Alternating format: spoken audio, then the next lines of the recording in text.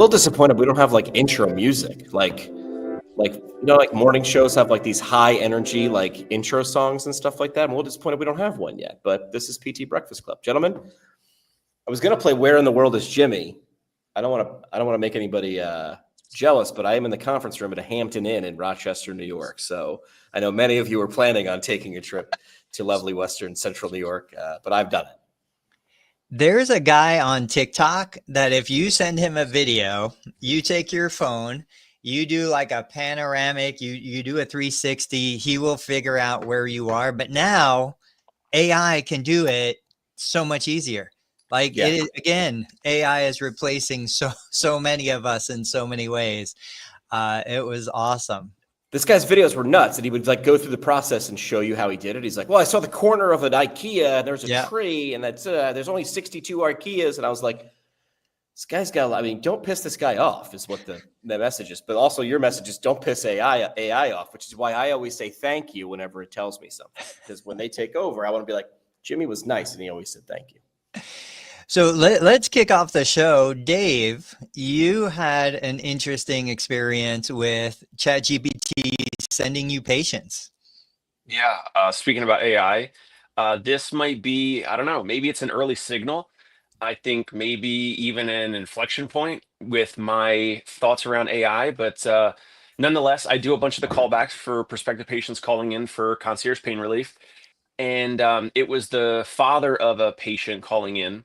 And usually I have an answering service that takes down a lot of the demographic information when they call in, and then someone, me or someone on the team does the callback. Typically, the answering service person is supposed to ask, "How did you hear about us, or were you referred to us?" so that we can send a handwritten thank you letter to a physician, build that relationship, whatever. They didn't on the answering service side. So in the very beginning, after introducing myself, I always ask, like, so hello, Mr. So and so, how did you hear about us? Were you referred by whoever, physician or some other provider or some other professional? And this gentleman said that he found us through ChatGPT. And I was so caught off guard. This is the first time ever. And I don't know, I think I prompted him a little bit, but he said, "Yeah, I was in ChatGPT." And this guy, by the way, this guy is 50 or 60, which is fascinating also. It's interesting. And he said that he searched looking for an in-home physical therapist in Bed-Stuy, New York, but Bed-Stuy, Brooklyn, New York, in this zip code that has a physical therapist that treat CRPS, complex regional pain syndrome. Now we can get into the clinical stuff later, which is we use the stim pod for that. We use vagus nerve stimulation. We'll do a lot of things for chronic pain, but that's really on the clinical side. Obviously, we're going to nerd out right now on the marketing side and on the AI side. And I have been saying to Tony and Jimmy, I don't know, probably for the last 6 to 12 months that AI is not replacing Google, and people are going to search Google forever. However, after yesterday, and if this trend continues, I might have to change that thought, or at least share my belief in the searchability of Google. So what are your initial takeaways? Do you have any questions for me? I mean, I just find it fascinating that let's say did you prompted it, and what comes up? I said the original prompt, "Help me find a physical therapist in New York City. They'll come to my apartment." It brought up some usual suspects, right? Spear, Stride, Stern, At Home PT. I'm not sure if any of these are Rehab on Wheels, if any of these are familiar with these. I'm given links, directions, and a phone number. I'm given reviews that I'm guessing come from Google. It's pulling Google's data.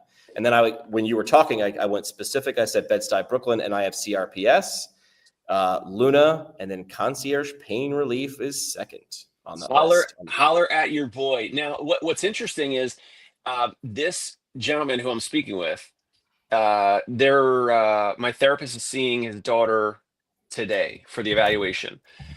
And he's like, "I really liked your website and what you described." Oh, by the way, I didn't mention this. He pulled up he said that when he prompted ChatGPT, he said, "Yeah, it looks like you had written several articles and blog articles around CRPS." And what you guys may or may not know is that I use ChatGPT to write these blog articles. So I don't know if that is the crux of it, Tony. Do you think that is a major consideration or what? Or not? I don't think that has anything to do with it. I think, now I'm certainly no expert, but to my best understanding, OpenAI, all of these large language models, they've already consumed everything on the internet. They have internet access now, obviously. So when I ask a question, if I'm asking to look something up, it'll go online. Now, I don't think it's using Google. It's using its own proprietary algorithms, but it's going out, it's finding those resources, it's bringing them back, and you're one of those resources. This was an insanely specific search. Yes. I would never imagine a person would be searching that level of detail. But yeah, I'm showing up when therapists are searching for like maintenance therapy covered by Medicare or information related to billing Medicare. Some of my content now is being provided through ChatGPT. I have not had anything show up for my total knee replacement stuff that I'm aware of. Just for the podcast or the people listening as they're driving, I then prompted ChatGPT, which one is the best? And keep in mind the suggestions, Dave, you came in second, right behind Luna in the recommendation above. And then I pushed ChatGPT a little bit and I was like, yeah, but which one's the best? And it brought concierge pain relief to the top and gave me why. Specializes in CRPS, pain first approach, in-home 24/7 scheduling. Dude. So I'm blushing. I did not pay ChatGPT to show you this. I did not pay Jimmy to prompt. Well, I'm doing it live. Yeah, no, we didn't know we were going to do this. I know. Here's the thing. People will be interacting with these more and more. I think the video, Tony, that you shared in our sort of collective group chat was ChatGPT or AI devices are only 0.3% of search traffic. And again, 0.3 of a giant number. So it's still a lot, but it is 0.3. But what percentage of search traffic was Yellow Pages 20 years ago, and what percentage was Google? And that shifted. I think it'll be a blend in terms of it will eventually say, well, how do we know? Are we constantly consuming information into our LLMs, or are we scrolling or crawling as what Google, sort of has done traditionally? This is the way, not to quote The Mandalorian, but it feels like it. So I shared earlier, I'm going to bring it up on the screen. Am I going to bring it up on the screen? Thank you, Scott, for the shout out. Yeah. There it is. Yeah, there's that video. So I'm not going to play the audio, but just this guy, he's amazing. He's one of my favorite kind of up and coming YouTube channels. He's on Facebook, Instagram. He's talking about how ChatGPT now is offering links to products. So in this example, he's saying, hey, I want an espresso maker coming from Italy. And now through ChatGPT, you can actually click the link and purchase the product. I mean, we're seeing this move into Google space more and more. The interviews I'm seeing about what Google is doing to fight this is talking about how obviously Gemini is an incredible model. They're going to incorporate that more. I think search, I think buying online, I think all of this stuff is going to be completely different.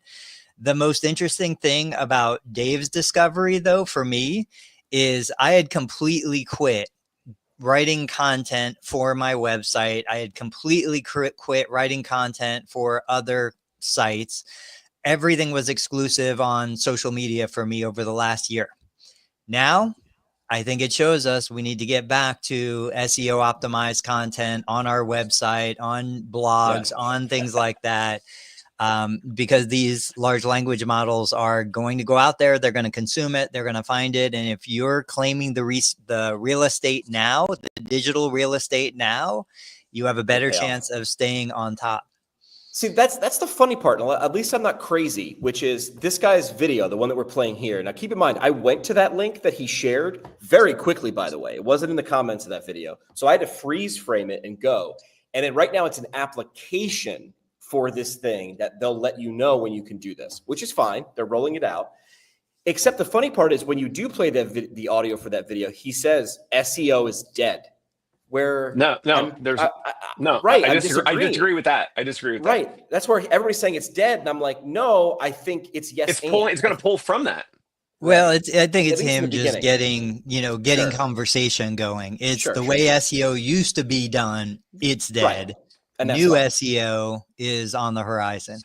Correct. I had a conversation with someone, I won't say who it is, but they're pretty higher up with a large physical therapy professional organization, if you will. And the question was, because I was playing with AI early, again, I was batting around a ball of yarn like a kitten, just trying to figure this thing out.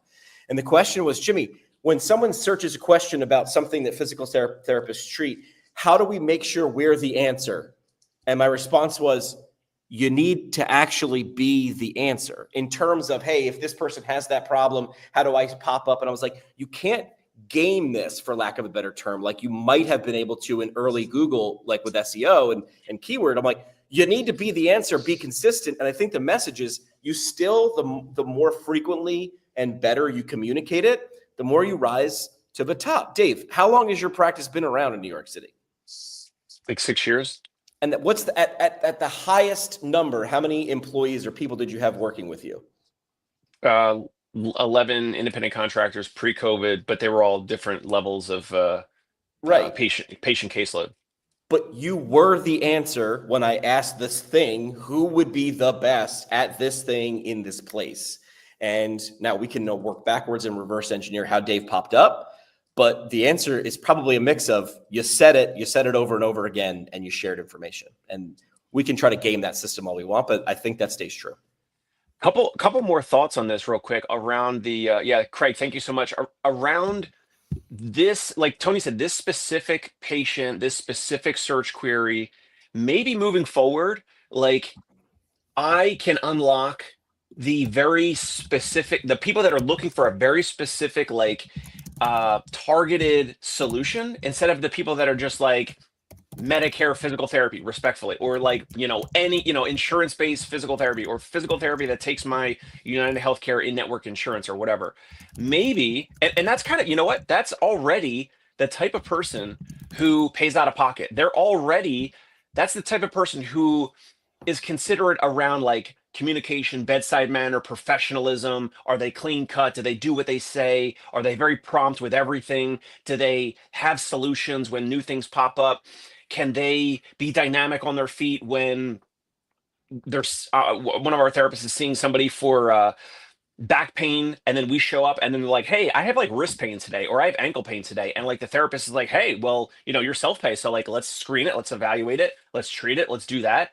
Versus an insurance-based practice, like, oh, I must get a new referral and I must get it signed. And I need, I don't have a referral on that. That seriously, that still happens. So to take a step back, these types of folks, they're looking for a sniper rifle instead of like a blowtorch, right, or a machine gun or whatever. So these are the people that also would be more willing to pay more.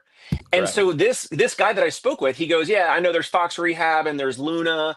And then, I went through the conversation and I said, hey, it's $550 per visit on weekends, $350 per visit Monday through Friday. And he goes, oh, wow. Yeah. Okay. I mean, that's more than we thought it would be, or that's more than the other places. And I'm like, yep. Yeah. I mean, Luna is good. Like they just hire almost any therapist with a license, respectfully. And Fox Rehab is geriatrics and older folks, and your daughter's younger. So that's not the right fit, And so Luna, by the way, is like $125 per visit self-pay. And he's paying $350 today, starting today. Like who knows if it's going to be 15 or 20 visits or 50 visits or 3 visits, who knows?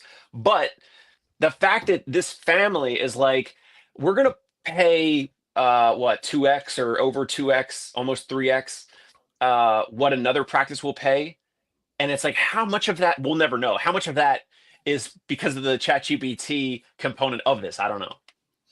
Yeah, we've always wanted to establish authority, establish credibility.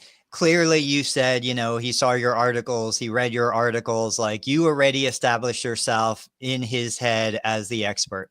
And to your point, we had Will Boyd on not too long ago. You can shoot with a shotgun and like spray wide, or you could go very specific. The fact that this guy is looking for this very specific condition, the fact that he's looking for his daughter, like help for his daughter, not even help for him. You're checking all the boxes to say this is the ideal client. And I think therapists get frustrated because they're like, I'm putting content out and I got 3 views. Yeah, but those 3 views might be the 3 people who are actually going to pay your rates to get what you want. You don't need 3 million views of people who are never going to pay you to do what you do best. Right. I framed this with a friend. I don't know if you guys ever met Katie Sutton. Katie Sutton's an amazing physical therapist assistant. I met her through an APTA committee years ago, and she's an outstanding PTA. I twisted her arm enough to launch a podcast, right? She's been doing it for a year and a half on and off. She hit 5,000 downloads. And she's like, well, that's not a million. It's not, Kim Kardashian numbers. Is Kim Kardashian still a thing? She's still a thing, right? It's not Kardashian numbers.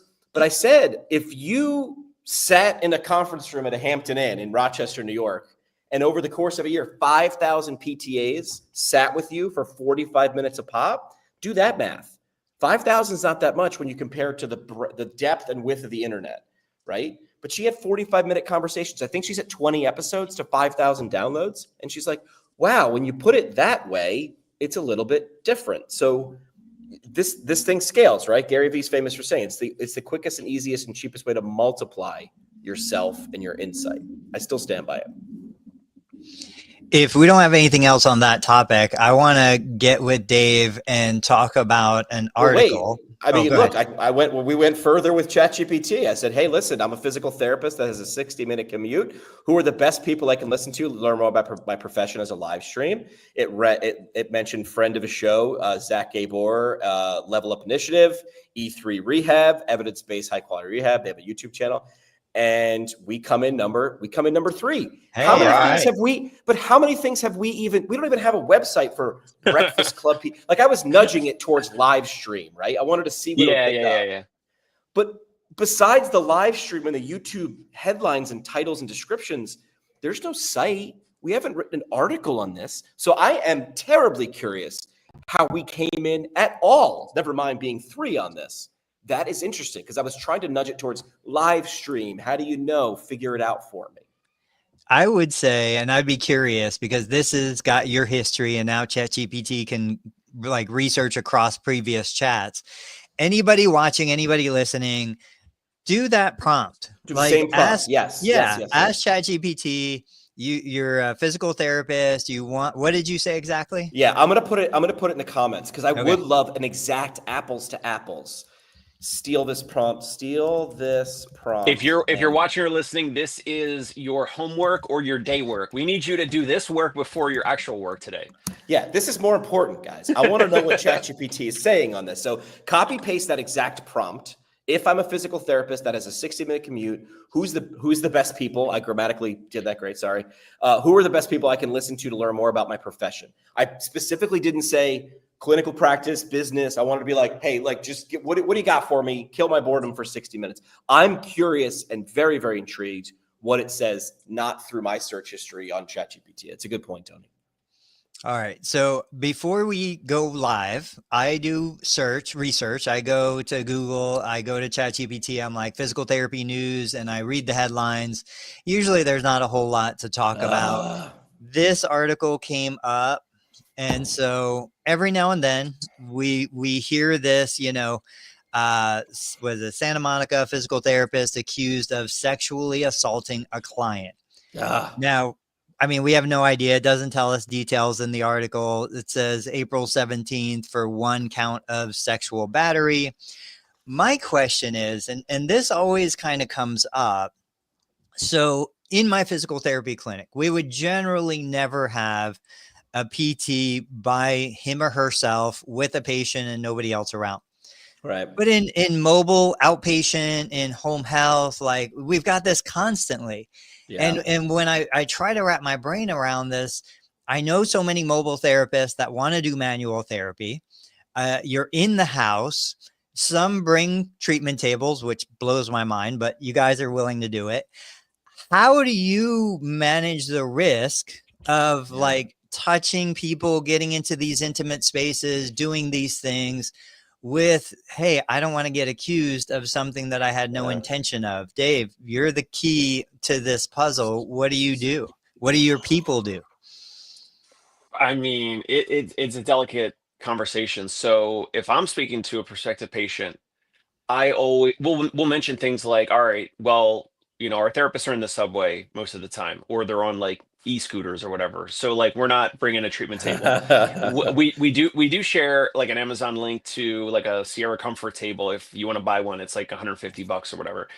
And we literally have this conversation. It doesn't. I think I have a conversation. Maybe I shouldn't. Maybe I should have it pretty much with every female. And typically I think we do with females and Dave, with Dave, with- it's 2025. Female, male, both is Well, everything. Well, I'm telling you what I actually do, and so we definitely we communicate it more with the females because I want to make sure that they're very comfortable, because right now most of my therapists are male therapists. I just want to make sure, hey, depending on what you have going on, if it's this ankle, if it's low back pain, sciatica, whatever it is, here's what we do. We don't bring a treatment table. We can treat you on your couch, your chaise lounge. It could be on a yoga mat, on your carpeted floor. If you are able to get down to the floor, it depends on the person's situation. It could be in your bed or guest bed if you're comfortable with that. Obviously, I want you and my therapist to speak about that even before you guys book the visit or before the therapist gets there. It always helps if the patient or client has a spouse or a family member or a son or daughter, someone else there in the apartment, just to make sure that everyone's comfortable. But we absolutely discuss this ahead of time. I think it comes off to them that we're experienced, we're consummate professionals. This is a consideration for us. We know it's a consideration for our clients. We want to make sure our clients have a great experience. But the thing is, most of the time, Tony, is they're already, like you said before, they're already kind of warmed up because they've seen our Google reviews, or they've been on our website, or they got referred to us by a physician that they trust or whatever. So luckily it's never been an issue because maybe we confront it, we talk about it, and we will never say, oh, let's do manual therapy on your bed, unless we've already discussed it, and the patient or client, regardless of gender or age or whatever, that they've already approved it and they're okay with that. Historically, this was 5-6 something years ago, I had like a younger patient, and we just put padded dining room chairs together. Like we just put them together like 3 in a row, and like the young female laid on that so that I could do manual therapy, traction on her cervical spine. So there's ways around not even entering the bedroom or not even using a bed, but this is just part of what we do. Like we over communicate. Like we want to spend as much time on the phone as we need to, and then that way all of the visits are smooth. And I don't know. But then also with therapists, like I could have hired a therapist in the past that could have done this type of stuff or had these types of allegations. We try to fight against that as much as possible on the front end with the rigorous interview process and checking references and all that. But unfortunately, I guess it still could happen. Yeah. Jimmy, what do you remember anything from school about? Like, did you guys discuss? Yeah, obviously you remember draping, but I know when I have a student, if I'm functioning as a CI, I try to talk to them about all of this, even to the point of, if I have a bunch of high school kids in here and I've got males and females, I am like acutely aware of, okay, if you're going to do a deadlift, which way are you facing? Which way are you turning? If I'm going to put you on a treatment table, where are you going to be? Which way are your legs pointing? Like it's all consuming almost, to the point where I am never going to put myself in a vulnerable position. Do you remember anyone talking about that? Well, I remember my last clinical setting was in pediatrics before I left to go non-clinical. And I just remembered it was a great environment. But whenever I needed to do anything where maybe a patient had their shirt off, I didn't want to be in a general room, but I always I lucked out. There was always like other PTs around. I was the only guy. So I was very acutely aware of these things. And I would always just grab another PT, like, do you mind hanging out in here? Because to me, it's can be awkward, as all the situations you remembered. For me, it was kids. And I was like, I have to be triple diligent for any of those things. Because if a kid just says, well, that happened, how am I supposed to respond? So I always had one, if not two other people in the room. Plus, I was such a junior PT compared to the females I was working with. 90% of the time I was like, am I doing this right?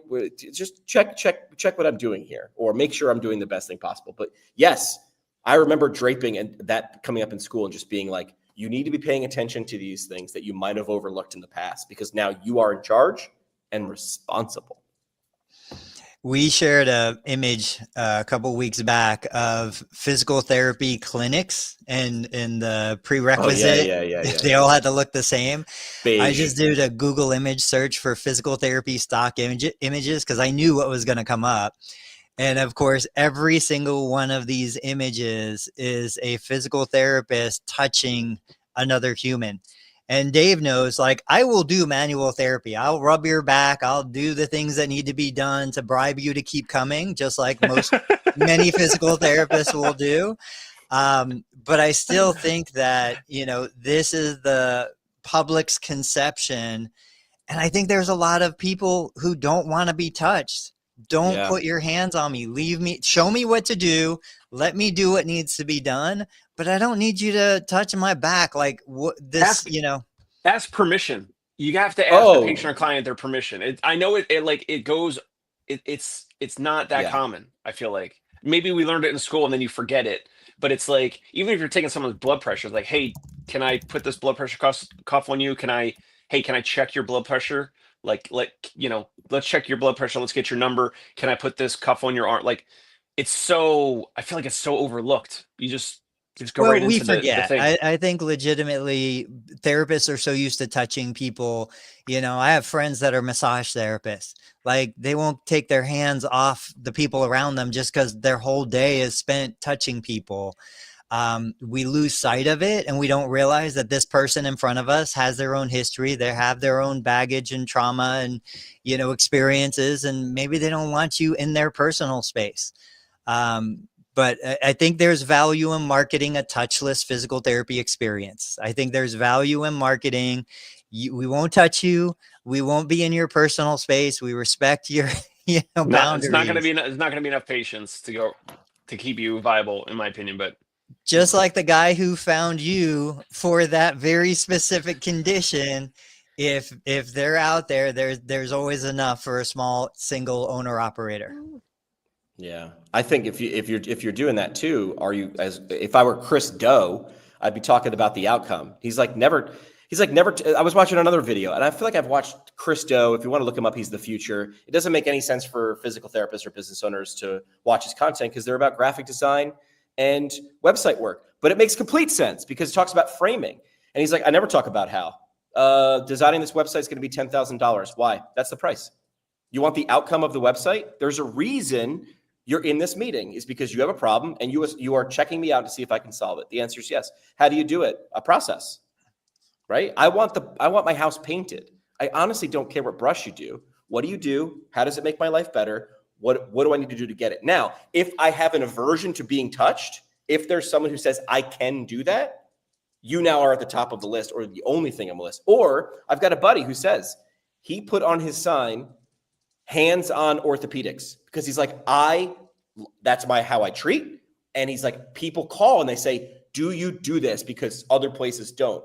So I think by the existence of hand-on orthopedics to go right against Tony. Yes. No. This is proof of concepts for framing this. If you have it or don't, proves the existence of a market for it. I do think likely the hands-on would probably be a larger market. Yes, that's my point. Yes. In terms of saying, like, I don't want it. But if you're that person who's like, I can do it without it, I don't know. I'm going to take, so real quick, Will. Hands-off massage. I'm going to offer hands-off massage. The only guy. Have you ever heard of Reiki? Okay. Yes. It's rubbish. It's rubbish. Yes. Dave has come on talking about virtual massage, talking about virtual, like there's a market for everything out there. The craziest stuff you can never even consider.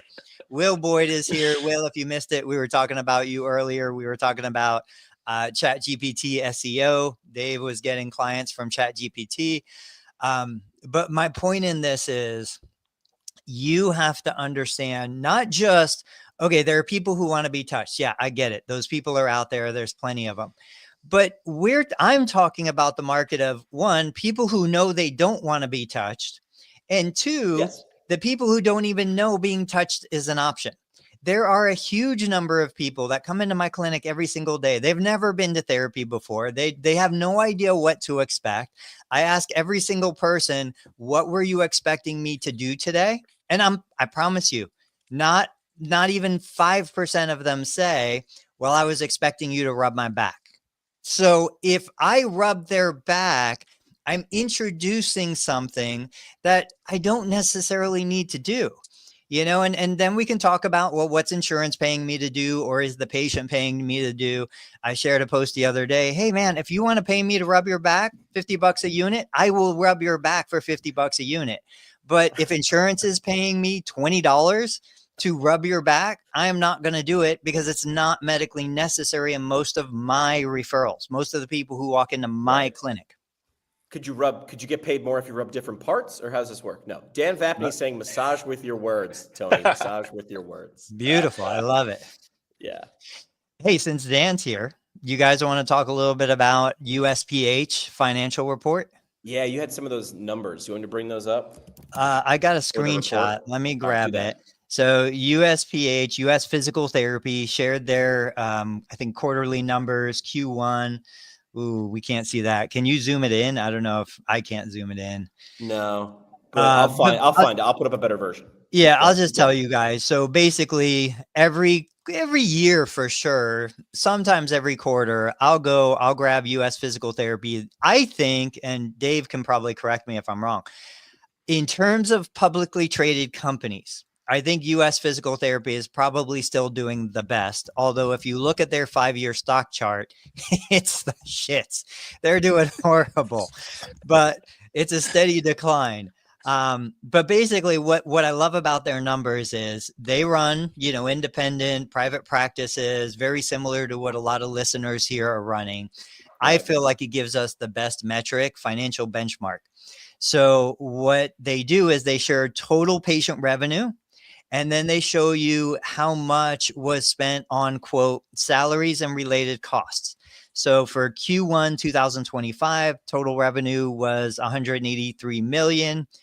Of that, I think $111 million was salaries and related costs. That represents 60%.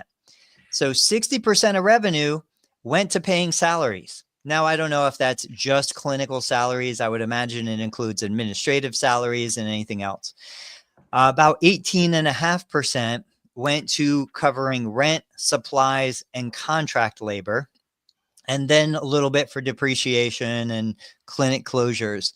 But I had shared a post, and I'm curious to hear what you guys see for this. If I'm going to risk hiring a physical therapist for $100,000+ a year, that's my out-of-pocket risk because I'm pretty much committed to probably a year's salary. Sure. What is my potential upside? What is the return on that risk? Because if it's not double, triple, quadruple, I don't know that I want to put that risk out there.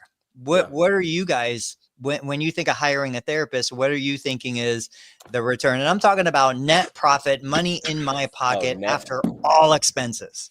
Got it. So that's going to depend. I get the PT phrase in there, the medical phrase. Like what we typically see, or like the quick benchmarks I've heard other people say is PT is going to gross 250, right? Working 50 weeks a year, 40 hours a week. They're going to gross 250, and a PTA is going to gross 150.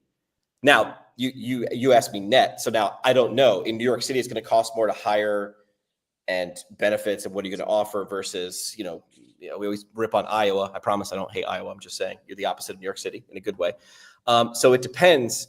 But I did a quick reel the other day, a short form video, which is adding people isn't the solution first, right? If you have a great system, and that's what we're talking about with USPH, there's a bunch of clinics and brands across the country that you'd probably, maybe the average person has no idea. They are a house of brands. There are a bunch of brands that you've heard of across the company. USPH acquires them, streamlines some things you don't see in the back offices, and then lets those people still use their brands in their communities. So I don't know. I mean, are those numbers accurate to you guys? A PT grossing 250, bringing in 250, and a PTA adding 150, then you have to subtract costs from those things as well. Dave? I mean, I feel like it should be at least 20%. Wouldn't it be at least 50K in your pocket, in your bank account, that then you reinvest if you could have a distribution. you could reinvest it with whatever, paid marketing, you put it back in, you use that to recruit the next therapist, whatever, and then it becomes like the compounding machine. Here's another, so I know Tony was asking about like the actual dollar amount, so that's why I was trying to just give 50K. But another thing that the medium to larger clinics probably look at is like, let's say we hire this therapist, Tom Smith, and let's say, so, around numbers, 250, they're going to generate 250, or you're going to pay them 100K total salary, benefits, compensation package. Maybe the net income in your bank account, or that you could do whatever with, you get taxed on, or you reinvest it. Let's just say potentially if it's 50K. But then also it's that therapist is treating, like, Tony, how many in a network practice, like how many patient encounters per year, or patients that a therapist is seeing? I'm going to say, depending on the practice. Yeah. Let's say 12 to 15 in a day. 12 to 15 in a day. The amount annually that therapist is treating, right? That assuming that the therapist is great or good, they're treating those patients are telling other patients, you're getting the word of mouth, the referrals. In a year or two, if that therapist leaves, that practice still has the benefit of those patient encounters being treated by at least an adequate physical therapist, if not a good physical therapist. That therapist leaves the system, they move to another state, whatever. That practice has the ongoing goodwill of the previous year and the previous year of those patients that therapist treated. So whether it's word of mouth, a patient a year or two ago wrote a Google review or a Yelp review because of that therapist, that therapist left, but you still get some of that ongoing annual compounding. Now, over time, maybe there's a long tail and maybe it trails off and you get less and less of that. But that's some of the, like, I know you were asking for the dollar amount, so that's why I gave it. But then these are some of the things that you get ongoing financial benefit from a physical therapist in terms of like the actual net.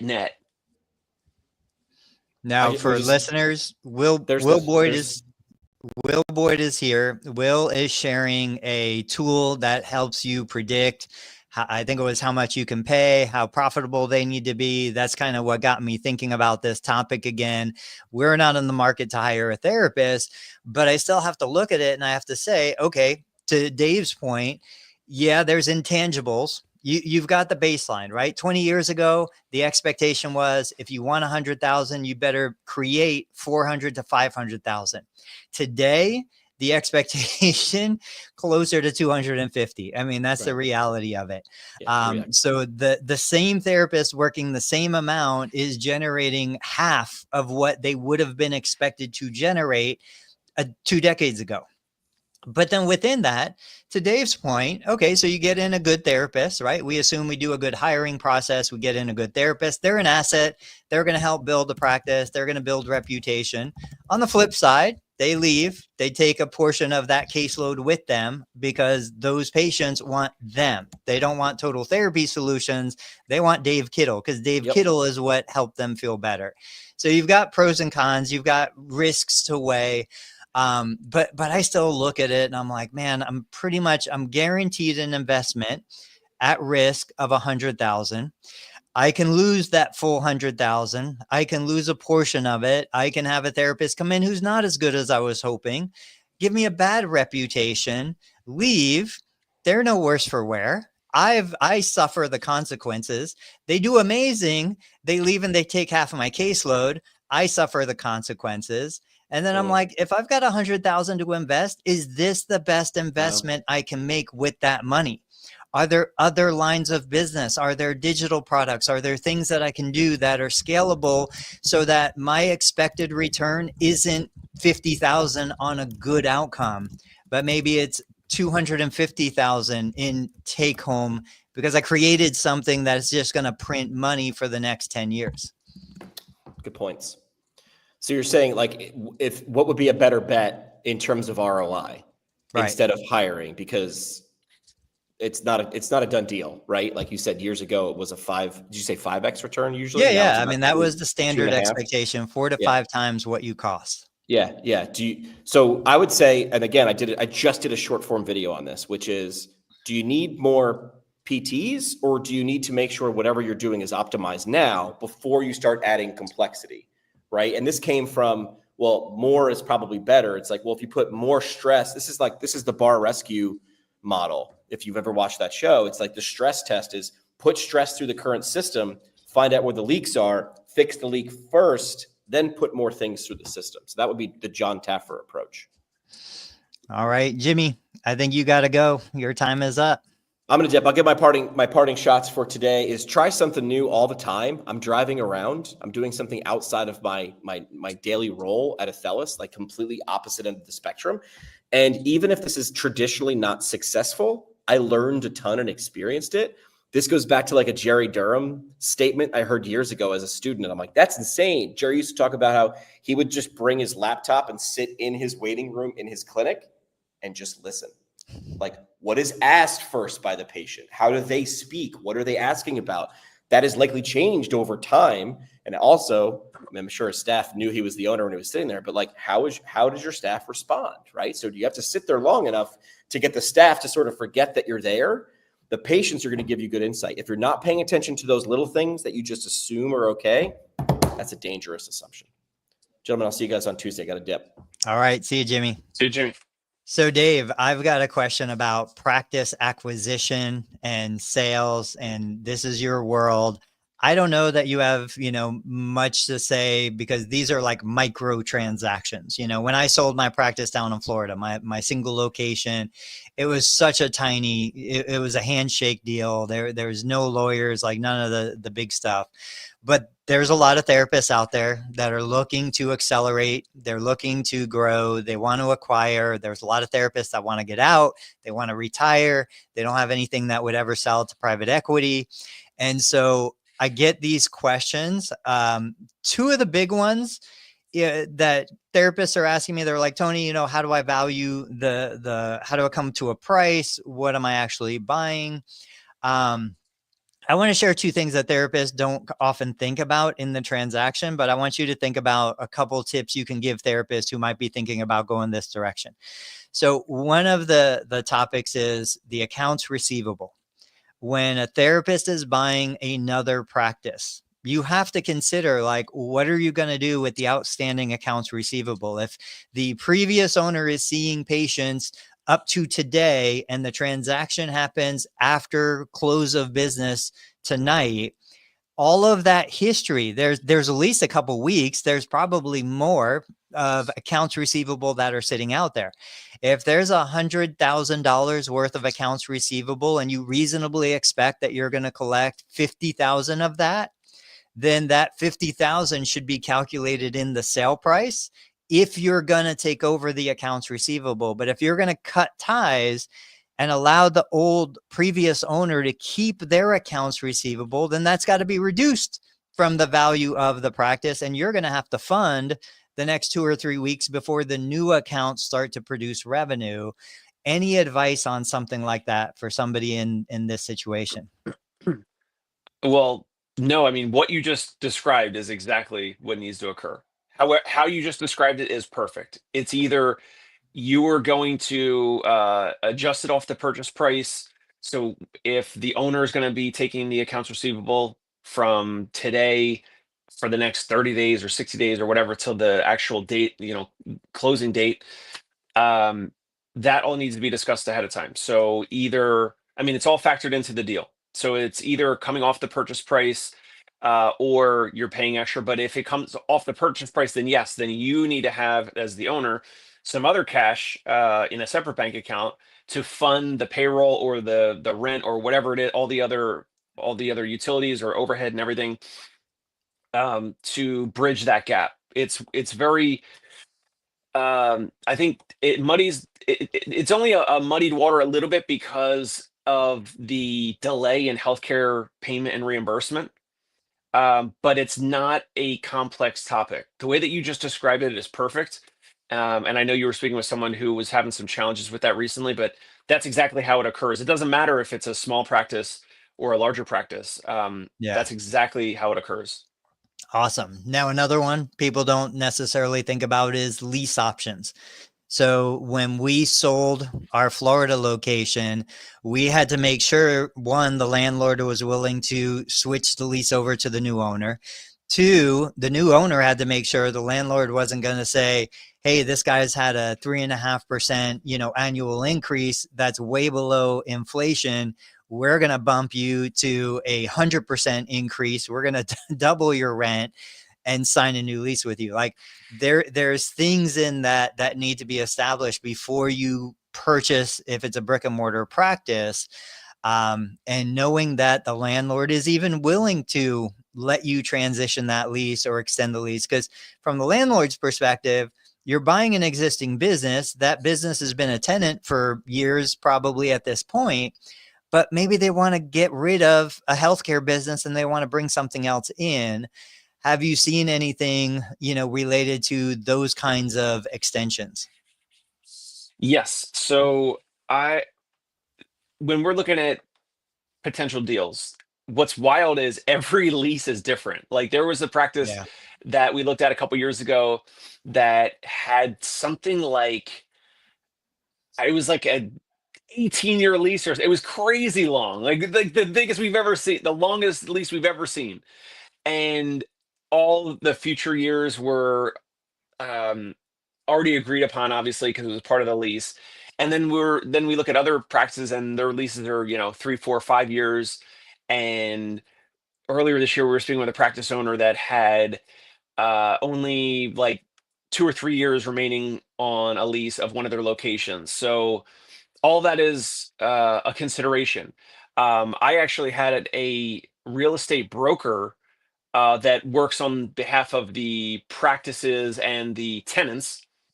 He would get his commission from the landlord to fill slots, right? So he's been sending me abstracts, and he's been sending me square footage options near different corners of Manhattan. Whatever corner or address I send him, he's pricing out other options in the area. And he he's described like the differences, and also the thing to consider is that sometimes these landlords are like, oh yeah, like you said, Tony, we got a new buyer, a new physical therapy buyer. They don't know who we are or who you are, who's the buyer, but they could smell, the money and think, oh well, there's this new buyer. So you're right, maybe they want to jack up um the rent on us if we don't do the change of ownership properly, if we don't have that documented in a contract and all of that. uh, Even if the practice has 5 more years on the lease, like there needs to be some change of ownership clause, or something that's hopefully in the original contract. Do we want to take do we need to buy the LLC or the PLLC or the business entity in order to have the easier change of ownership? But sometimes we want to buy the asset. We want to have an asset sale and not buy a stock sale. Sometimes we don't want to buy the LLC or the PLLC, because then we're assuming the liabilities of that practice. So if some patient was burned by a hot pack 30, 60 days ago, if they file a lawsuit or something, we might have to deal with it as opposed to the seller. Anyway, so there's all these considerations. The cool thing with the real estate broker in New York City that reached out to me recently is he'll send me square footage options nearby, and he'll say, in this building, in the current building that this practice is in, there's a 21% vacancy. There's a 16, 17, whatever percent vacancy. So then as the buyers, we could say, well, not only is this landlord probably not going to raise the price on us too much, could we negotiate lower? Most people don't even think that's an option. Now, sometimes it's not an option because there's bank covenants, because the owner of the real estate that has financing through other banks and institutions has some covenants where sometimes they can't go below a certain market rate of lease agreements than what they already have agreed upon in paper. Does that make sense? Yeah. So I I think there's a lot of this, that there's so many different dynamics. There's so many different components of it. I think there's also value in, if you have a prime location If you have a longer term lease, maybe you originally signed a 10-year lease and you still have 5 years left on the term, you've got a capped, 3.5% increase every year. But like I said, property values around you have gone up. If I'm the owner sitting in that clinic, that lease has thousands of dollars of value still in it. If I can make that transition to the new owner without changing the terms of the lease, the new owner couldn't get that property for that price in that location. So like these are considerations that I don't think enough practice owners are thinking about. Of course, now you have, you mentioned liability. I always explain, I'm like, look, there are insurance contracts that you want. Those insurance networks are closed. They're not accepting new providers. You're buying this practice maybe for those insurance contracts, but there's also insurance contracts you don't want. So like, I don't want your 20-year history with Medicare. I would start my own LLC. I would have my own Medicare PTAN. I would start fresh and I would get rid of all of that history that the previous owner had. But I would want, maybe a hard to get into Blue Cross Blue Shield contract that they're not accepting new providers. So when I'm looking at an acquisition like this, these are some of the considerations. How do you mitigate or reduce the risk? I didn't even think about injured patients coming back to sue the previous owner, the previous LLC. How do I reduce, a 10-year look back period on Federal False Claims Act, like all of this baggage of healthcare? We want to wipe that stuff out. Tony Couture here. Love you guys. I appreciate it, Tony. Here, Dan said, on the other side, Dave Kittle, one bad therapist kills that momentum and decreases the entire clinic's revenue. Yeah, that goes back to hiring. And Dan, that's exactly what I said. I said, I think they could do a lot more damage than growth. And if they do growth, they usually want to take those patients with them. So, those are the challenges in this environment for growing through hiring. Well, I commented back to Dan Vatme on the LinkedIn live video, and I said, right, but I said, Dan, that's why our meaning us, and hopefully I'm sure his as well, because he's got a great practice.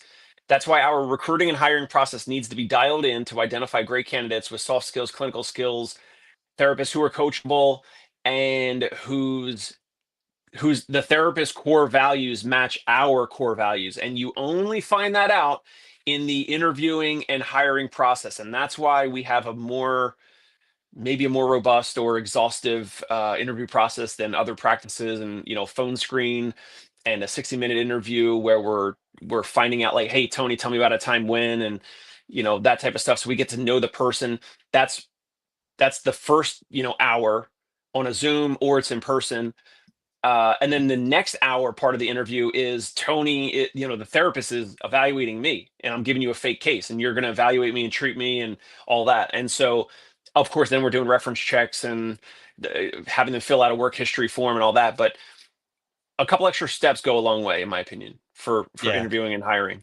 Hire slow, fire fast, Dan says. Absolutely. So before we wrap up the show, any other little nuggets of advice for smaller independent providers who are thinking about buying out another small, long-standing independent provider? Yes, thank you for this. Thank you for the question. Hire an M&A attorney. The practice I was telling you about a couple years ago in Brooklyn, with the crazy long lease. That was like one of the most appealing things from it, is that the lease was a really long lease. And I think the landlord was a nearby orthopedic surgeon. So it's kind of like there's multiple good juju, good, potential good stuff going on that's all legal and kosher, whatever.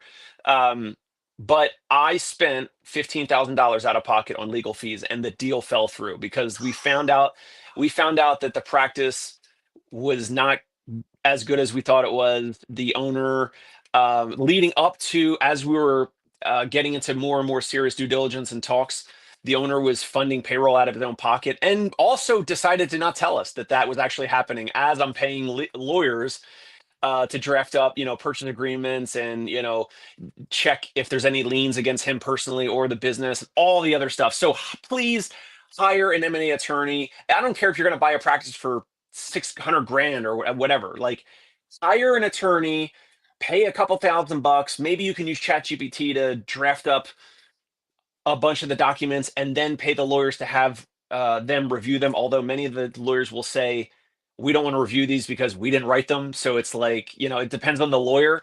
Yeah. But please hire counsel. Do not do one of these deals on your own. Do not listen to Tony. That was another time in the world when Tony was doing a handshake deal. I don't care. I mean, you're rolling the dice. Just please hire an attorney for all of this, to look over the lease, the change of ownership, to look over, to actually draft a sales agreement, sales purchase agreement, as well as an employment agreement. If that owner is going to help with the transition, you're going to pay them hourly, you're going to pay them salary. Are they going to treat patients? Are they going to do billing stuff? Are they going to help you do, weekly team meetings to kind of, ease the transition, like whatever they're going to do, like that's a separate agreement.